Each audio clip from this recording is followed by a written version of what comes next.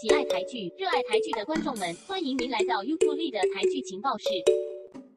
第5名，喂，你在等我吗？第1至8集一口气把全部8集看完。对，虽然这不算是一部霸道总裁爱上我的偶像剧，可是确实有点像心灵鸡汤的说教戏剧。一开始还以为这部迷你戏剧会有多厉害的斗争，原来这只不过是企划部那些猪队友们的糗事，加上一个空降主管陆以飞向就是主打救他们的一个故事而已。上帝就要降临了。整个故事比较像在重复那些人生大道理，也是那些我们不会放弃你，大家要齐心协力。这些可能从民国1年讲到109年的老对白，当然那些大道理和领导知道不是说没有用，问题是如何铺排的融入剧情。很可惜，原本可以很有教化意义的戏剧就这么生硬的呈现出来，无法好好的发挥。最后呢，有几集的标题跟它里面的内容是风马牛不相及。第3集以飞根本没有被吻，第6集赵露被没有遗失账户，只是忘记把转物料的讯息通知以飞，而第8集连海的画面都没有。总括来讲，这部迷你戏剧的表现真的非常一般，甚至可以说是有点失望。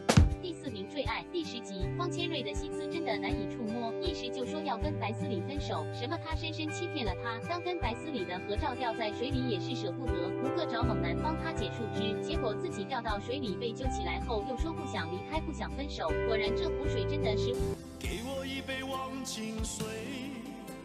换我一生不伤悲。不过这一集的节奏也真的有点慢，方千瑞掉下水就占掉一半的时间，比起千瑞和思理这对无缘的情人，倒不如看一下小优会不会不能自拔，奉13生之命杀掉游天乐，甚至是方多米，这样的发展也许会比较惊喜一点。第3名，复活。正如上一集所提及，一个不断跟同一个女人说要上他床，去开房间却只想盖棉被纯聊天的男人，这个人不是淫荡那么简单，一定是偏销。不过其实也没关系，毕可威和程又宽这2个人本来就不正常，程又宽也可以像隔壁最爱的游天乐，可以心灵感应毕可威的位置，然后去救他，也真的厉害。当然，这些奇异能力像李耀清和我们这些平凡人来讲是十分恐怖的，毕竟一个梦可以害死他爸爸的，这个杀父仇人恐怕化了灰也得记得。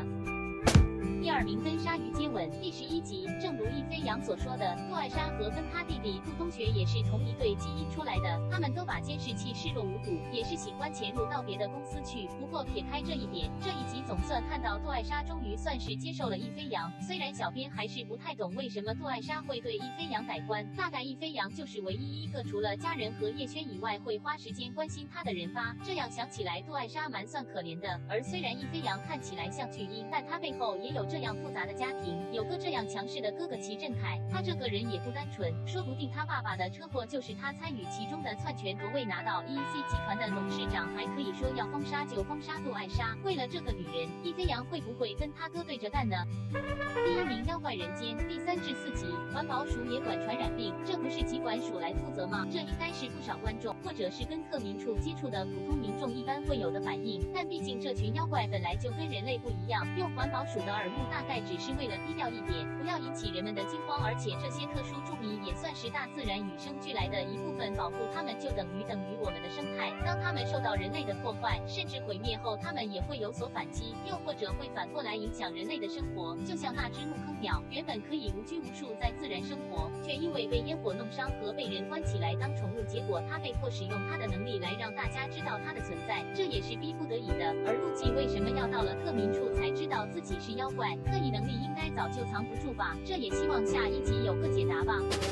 好，综合来看，这就是本周的排名。本周的电视剧的情节没有太大的惊喜，连分数都是那么的接近的低，就知道下周仍需努力吧。最后，4月19日在公视台语台华视将会播出台语偶像剧《若是一个人》，那 C 级耶朗由孙可芳、宋百伟主演，杜正哲编导，大致上是女主角方嘉莹在感情路上如何由一个人走向2个人，最后又回到一个人的状态的故事。相信大家听到台语剧，第一时间想到的就是那些撒狗血的8点档，可是这几年更多例如花甲男孩转大人、俗女养成记这些半台语半国语的非8点档戏剧，而若是一个人是一部用全台语演出的偶像剧，虽然套路可能跟偶像剧没有两样，但也算是新尝试吧，而且按大纲应该会跳脱传统的到2人最后都会在一起的桥段，这样才算是写实。毕竟正如剧里面提到，我们生死的时候也是一个人吧，小编会给他9分。